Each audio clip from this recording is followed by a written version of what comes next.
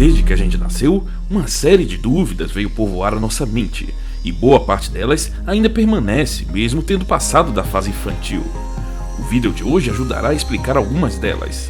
Eu sou Humberto Oliveira e te convido para conhecer alguns mistérios do nosso mundo que a ciência já ajudou a resolver. Confira hoje no Diário do Curioso.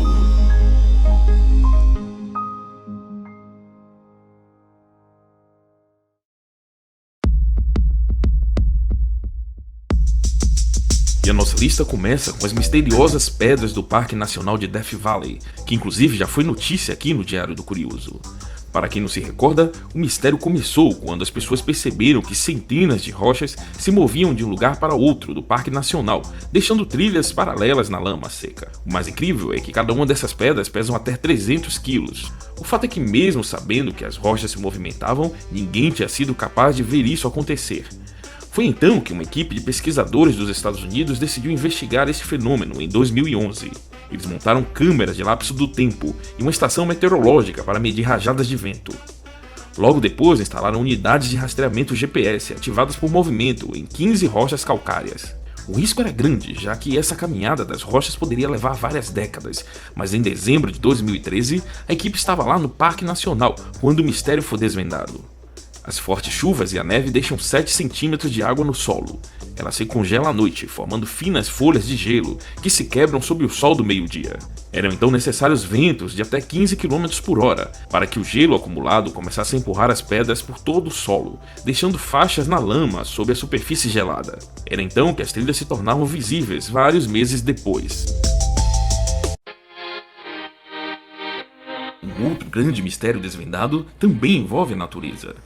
Há 35 dunas conhecidas que emitem um ruído alto que soa como um toque contínuo de violoncelo.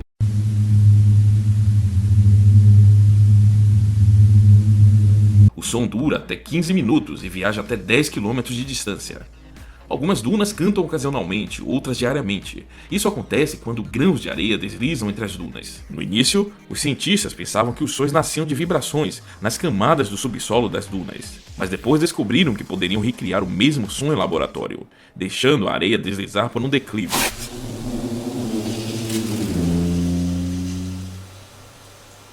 Isso provou que era a areia e não a duna que estava cantando.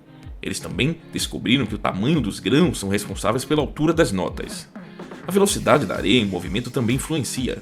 Quando os grãos variam em tamanho, eles se movimentam a velocidades diferentes, permitindo um maior número de notas.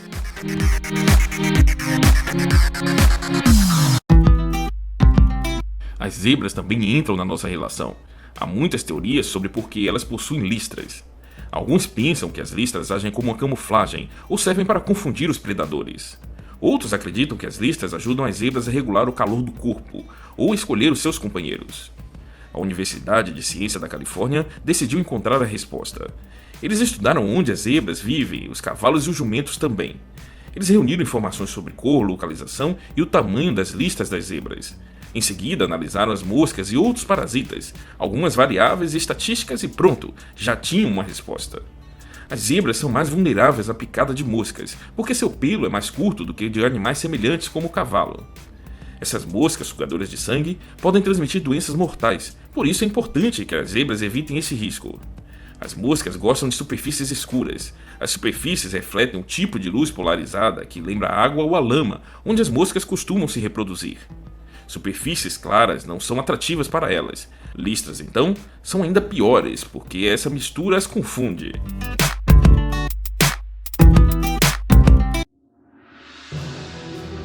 Um outro grande mistério da humanidade é a extinção de 90% das espécies em nosso planeta, há cerca de 252 milhões de anos, a pior extinção em massa da Terra. As teorias são várias, desde asteroides até vulcões, mas os grandes assassinos não podem ser vistos sem um microscópio. De acordo com os pesquisadores do Instituto de Tecnologia de Massachusetts, o culpado foi um microscópio unicelular chamado metanosarcina, que come compostos de carbono e metano. Esse organismo se desenvolveu de maneira repentina e se alastrou pelos oceanos, despejando quantidades elevadas de metano na atmosfera, o que modificou o clima e a química das águas e levou à extinção das espécies. Evidências mostram um aumento intenso da quantidade de dióxido de carbono nos oceanos na época da extinção. Uma análise genética sugere que o metanoxacino passou por uma mudança no mesmo período, que o transformou em um grande produtor de metano a partir da acumulação de dióxido de carbono na água. Sedimentos da época ainda revelam um aumento no depósito de níquel, metal necessário para o crescimento de micro-organismos, que ocorreu simultaneamente. Segundo os autores, a produção exagerada de metano resultante de todos esses fatores provocou efeitos similares àqueles previstos em modelos de mudanças climáticas. Um grande aumento de temperatura, combinado com a acidificação dos oceanos, que afetou também as espécies marinhas.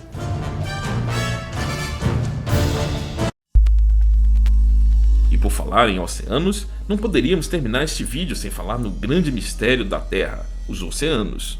Afinal de contas, por que a água cobre cerca de 70% da superfície do nosso planeta? Bom, inicialmente os cientistas acreditavam que a Terra era seca, com a superfície derretida criada pelos impactos de outros objetos vindos do espaço. As colisões com asteroides e cometas molhados supostamente trouxeram água para o nosso planeta. Muito mais tarde, centenas e milhares de anos mais tarde. Mas um novo estudo mostra que a Terra tinha água em sua superfície quando se formou, o suficiente para que a vida evoluísse mais cedo do que se pensava originalmente. O mesmo pode ser verdade para outros planetas em nosso sistema solar, antes de seus ambientes se tornarem hostis. Para determinar quando a água chegou à Terra, os cientistas compararam dois grupos de meteoritos. O primeiro, com contritos carbonáceos, são os meteoritos mais antigos já identificados. Eles vieram a existir aproximadamente o mesmo tempo que o Sol, antes de qualquer outro planeta. O segundo conjunto de meteoritos acreditava-se que teria vindo de Vesta, um grande asteroide que se formou cerca de 14 milhões de anos depois que nosso sistema solar nasceu. Os dois tipos de meteoritos compartilhavam a mesma química e continham uma grande quantidade de água. Por essa razão, os pesquisadores acreditam que a Terra se formou com água em sua superfície há mais de 4 bilhões de anos atrás. Se todas essas afirmações são verdadeiras, só o tempo vai dizer. Mas uma coisa é certa, informação nunca é demais. Por isso, curta, compartilhe este vídeo e indique para os amigos. Nos vemos em breve!